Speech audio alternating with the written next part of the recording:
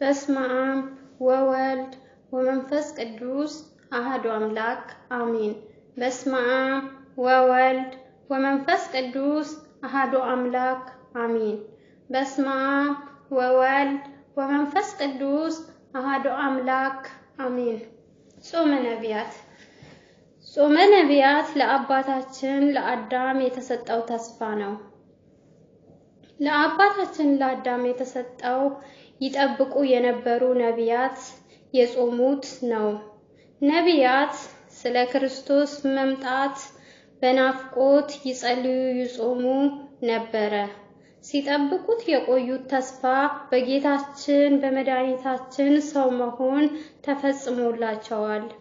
የተፈጸመው ተስፋ ለሰው ሁሉ ስለሆነ የዓለም መድኃኒት ኢየሱስ ክርስቶስ ብርሃነ ልደቱን ከማክበራችን ቀድመን እንድንጾም በቤተ ክርስቲያናችን ሥርዓት ተሰርቷል። የዘንድሮ ጾም ህዳር 15 ቀን 2013 ዓመተ ምህረት ተጀምሯል። ጾሙን ስንጾም ጾም ትርጉሙ የግዕዝ ቃል ነው።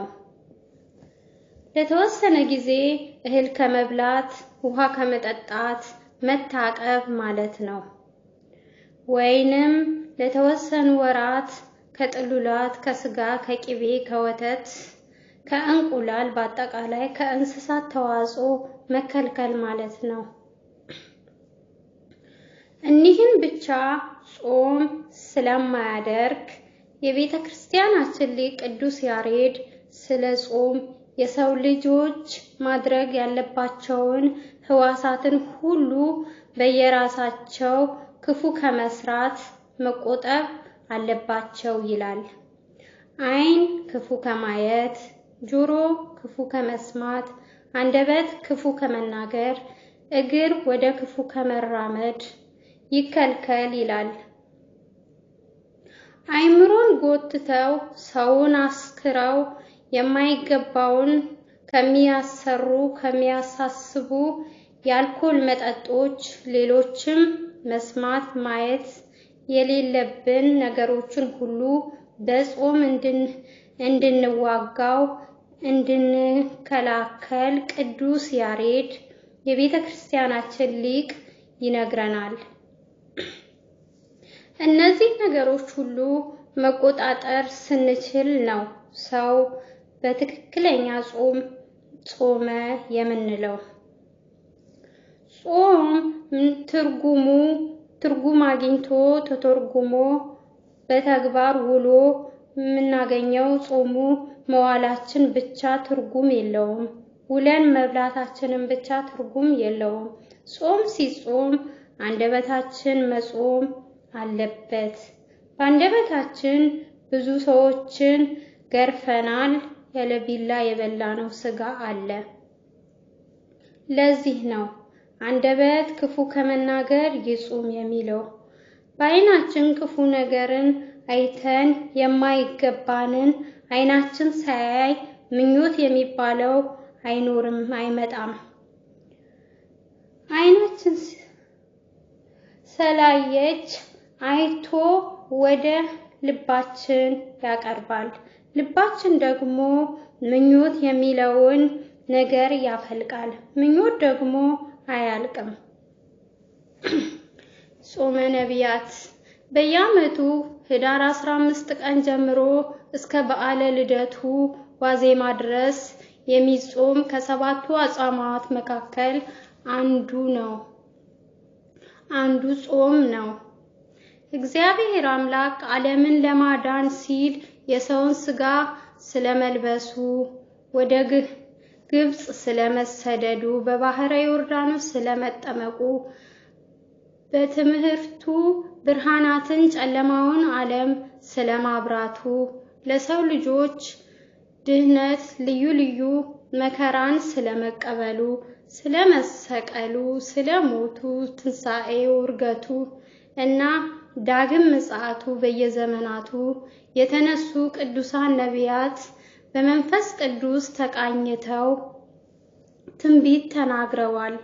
ትንቢቱ ደርሶ ተፈጽሞ ለመመልከትም አንስእ ኃይልከ ከፈኑ እደከ ኃይልህን አንሳ እጅህንም ላክ እያሉ በጾም በጸሎት ተወስነው አምላክ ሰው የሚሆንበትን ጊዜ በቀናት በሳምንታት በየወራቱና በዓመታት እያሰሉ ሲጠባበቁ ቆይተዋል። ይህ ጾም የእግዚአብሔር ሰው መሆን ሲጠባበቁ የኖሩት የነቢያት ትንቢትና ጸሎት በጌታችን መወለድ ፍጻሜ ያገኘበት ወቅት መሆኑ ጾመ ነቢያት የነቢያት ጾም እየተባለ ይጠራል። ለአዳም የተነገረው የድህነት ተስፋ ሲፈጸም ተፈጽሞለታል። ጾሙ አዳመ ጾም የአዳም ጾም ይባላል። ስለ እግዚአብሔር ሰው መሆን በስፋት ትምህርተ ወንጌል የሚሰጥበት ወቅት በመሆኑም ጾመ ስብከት የስብከት ጾም የጾም ስብከት የስብከት ጾም የጾም መጨረሻ መፍቻ በዓለ ልደት በመሆኑ ዳግም ጾመ ልደት የልደት ጾም በመባል ይታወቃል። እንደዚሁም ጾመ ሐዋርያት ይባላል። ቅዱሳን ሐዋርያት በዓለ ትንሣኤውን አብይ ጾምን እነ አክብረዋልን። በዓሉ ልደቱንም ለምን እናከብረዋለን በማለት ነቢያት የጾሙት ከልደተ ክርስቶስ በፊት ያለውን ጾመዋልና። በተመሳሳይ መልኩ ይህ ጾም ጾመ ፊልጵዎስ የፊልጵዎስ ጾም ተብሎ ይጠራል። ሐዋርያ ቅዱስ ፊልጵዎስ በአፍሪቅያ አውራጃ ሁሉ እየተዘዋወረ በጌታችን አምላካችን መድኃኒታችን ኢየሱስ ክርስቶስ ስም ወንጌልን በማስተማር ድንቅ ተአምራትን በማድረግ ብዙዎችን ወደ አሚነ እግዚአብሔር ሲመልስ ቆይቶ ትምህርቱን በማይቀበሉ በአፍሪካውያን ሰዎች አማካይነት ሰማዕት ሆኖ አርፏል። ደቀ መዛሙርቱ ስጋውን ሊቀብሩ ሲሉ ስለተሰወረባቸው የሐዋርያውን ስጋ ይመልስላቸው ዘንድ ሱባኤ ይዘው በጾም በጸሎት ተወስነው በለመኑት ጊዜ እግዚአብሔር ልመናቸውን ተቀብሎ በሶስተኛው ቀን መልሶላቸዋል። ስጋውን አስክሬኑን በክብር አሳርፈውታል። ደቀ መዛሙርቱ የሐዋርያውን ስጋ ካገኙ በኋላ እስከ ጌታችን ልደት ድረስ ይጾመዋል። ስለዚህም ጾመ ነቢያት ጾመ ፊልጵዎስ እየተባለ ይጠራል። ከዚህ ሁሉ ጋርም ወልደ አምላክ ከክርስቶስ በግብረ መንፈስ ቅዱስ እንደምትጸንስ እመቤታችን ቅድስት ድንግል ማርያም መልአኩ ቅዱስ ገብርኤል ካበሰራት በኋላ እመቤታችን ሰማይና ምድርን የማይወስኑትን አምላክ ጸንሼ ምን ሰርቼ እወልዳለሁ በማለት ጌታችንን ከመውለዷ አስቀድማ ጾመዋለችና ይህ ጾም ጾመ ማርያም በመባል ይታወቃል። በአጠቃላይ በዚህ በገና ጾም ነቢያትም ሐዋርያትም ጾመው በረከት አግኝተውበታል።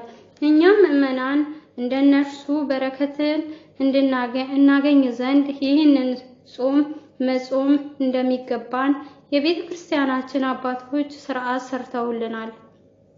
በዚህም መሰረት የነቢያት የሐዋርያት የጻድቃን የሰማዕታት አምላክ ከእመቤታችን ቅድስት ድንግል ማርያም ከቅዱሳን ነቢያት ሐዋርያት በረከት እንድንሳተፍ መንግስቱንም እንድንወርስ ሁላችንም በዚህ በጾም ነቢያት ወቅት በጾም በጸሎት ተወስነን እግዚአብሔርን ልናማጸነው ይገባናል። ምንጩ ፍትሐ ነገሥት ነው። እንኳን ለጾመ ነቢያት በሰላም አደረሳችሁ። በስመ አብ ወወልድ ወመንፈስ ቅዱስ አሐዱ አምላክ አሜን። የንስሐ መዝሙር ዘምራለሁ። እንደ ቸርነት አቤቱ ማረን፣ አቤቱ ማረኝ፣ እንደ ምሕረት ይቅርታን ስጠኝ፣ ይቅርታን ስጠኝ፣ ከኃጢአቴ ማንሳኝ፣ ከብዙ በደሌ ከብዙ በደሌ ለዚያች ክፉ ኃጢአት እንዳልሆናት ሎሌ እንዳልሆናት ሎሌ እኔ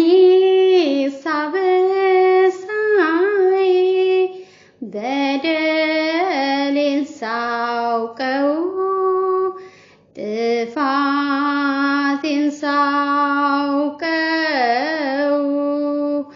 ከቶ የሚያድነኝ